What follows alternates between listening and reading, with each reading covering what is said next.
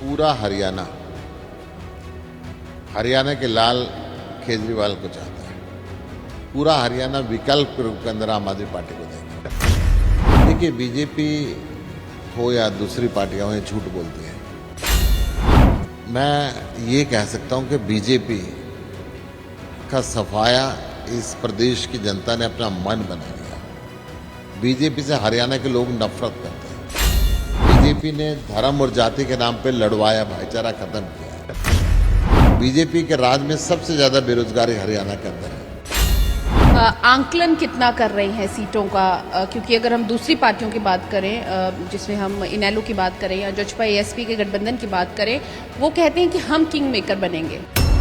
परंतु हम तो किंग बनेंगे, सरकार बनाएंगे, स्पष्ट बहुमत की सरकार बनाएंगे। विधानसभा चुनावों को लेकर लगातार सभी राजनीतिक पार्टियां अपने ओर से प्रचार और प्रसार में लगी हुई हैं। सभी उम्मीदवार लोगों के बीच में जा रहे हैं।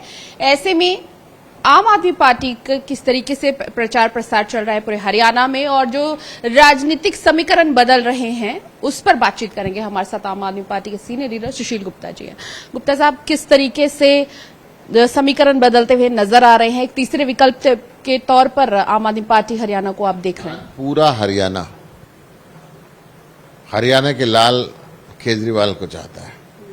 पूरा हरियाणा विकल्प के रूप के अंदर आम आदमी पार्टी को देख रहा है।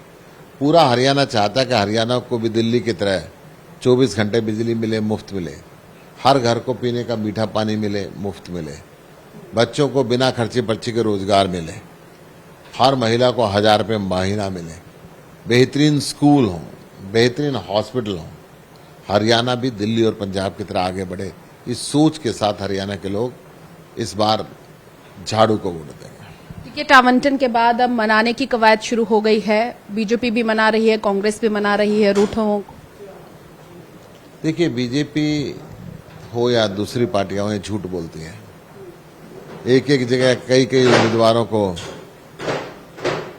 झूठा प्रॉमिस करती है।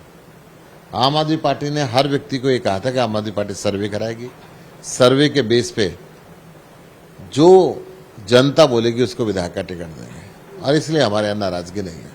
आपकी नाराजगी नहीं है। अच्छा, इसके अलावा आपने आज इस बयान भी सुना होगा गोपाल कांडा का, कि किस तरीके से उन्होंने कहा कि तीसरी बार हैट्रिक होगी और बीजेपी की सरकार बनाएंगे। मैं ये कह सकता हूं कि बीजेपी का सफाया इस प्रदेश की जनता ने अपना मन बना लिया। बीजेपी से हरियाणा के लोग नफरत करते हैं। बीजेपी ने किसानों के जले पे नमक छिड़का है। बीजेपी ने धर्म और जाति के नाम पे लड़वाया, भाईचारा खत्म किया है। बीजेपी ने सरकारी स्कूलों को बंद करना शुरू कर दिया। बीजेपी से एक भी नया हॉस्पिटल खुला नहीं। बीजेपी के राज में सबसे ज्यादा बेरोजगारी हरियाणा के अंदर है। 22 में से 16 जिलों में नशे का कारोबार बीजेपी के संरक्षण के अंदर हो रहा है। 40-40 गोलियां मार के फिरौती मांगी जाती है। बीजेपी ने इस देश को, इस प्रदेश को जंगल राज में कन्वर्ट कर दिया। सुशील जी, एक चर्चाएं जो है सियासी गलियारों में भी चल रही है, क्योंकि कल मुख्यमंत्री अरविंद केजरीवाल इस्तीफा देंगे। क्या हरियाणा की राजनीति में एंटर करेंगे, या किस तरीके से जो है आगे उनका प्रोग्राम रहने वाला है? मुख्यमंत्री जी दिल्ली का चुनाव लड़ेंगे।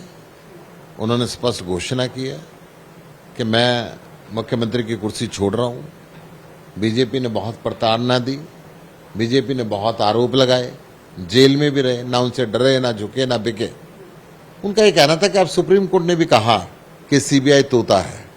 सुप्रीम कोर्ट ने भी कहा कि बीजेपी ने सत्ता का गलत इस्तेमाल करके अरविंद केजरीवाल को अंदर रखा है। वो जनता के बीच में जाएंगे, देश की सर्वोच्च अदालत के सामने जाएंगे, और जनता अगर ये कहेगी अरविंद केजरीवाल ईमानदार है तो चौथी बार कुर्सी पे बैठेंगे। विपक्ष इसे इमोशनल कार्ड कह रहा है। विपक्ष इसको जो मर्जी कहे, परंतु अरविंद केजरीवाल एक ऐतिहासिक व्यक्ति रहे जिन्होंने पहली बार कमिश्नर इनकम टैक्स की कुर्सी को लात मारी, दूसरी बार मुख्यमंत्री की कुर्सी को लात मारी, और तीसरी बार फिर लात मार रहे हैं। ऐसा आज तक दुनिया में किसी ने नहीं किया। की को राजनीतिक राजधानी भी कहा जाता है हरियाणा की। आंकलन कितना कर रहे हैं सीटों का, क्योंकि अगर हम दूसरी पार्टियों की बात करें, जिसमें हम इनेलो की बात करें या जजपा एएसपी के गठबंधन की बात करें, वो कहते हैं कि हम किंग मेकर बनेंगे। परंतु हम तो किंग बनेंगे, सरकार बनाएंगे, स्पष्ट बहुमत की सरकार बनाएंगे। कैंडिडेट्स क्योंकि बीच में बात चल रही थी कि कांग्रेस के साथ गठबंधन हो सकता है, तो ऐसे में क्या कैंडिडेट्स पहले से डिसाइड कर लिए थे कि कौन कौन से एरिया से चुनने हैं? रात गई बात गई है, वो बात पुरानी होगी मैडम। अब चुनाव सिर पे है, 18 दिन बचे हैं।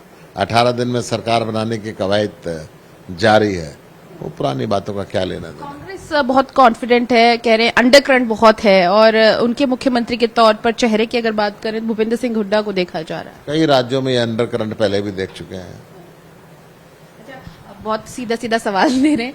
अच्छा सर, इसमें एक सवाल मैं ये भी हूँ कि सरकार अगर आपकी बनती है तो मुख्यमंत्री कौन होंगे?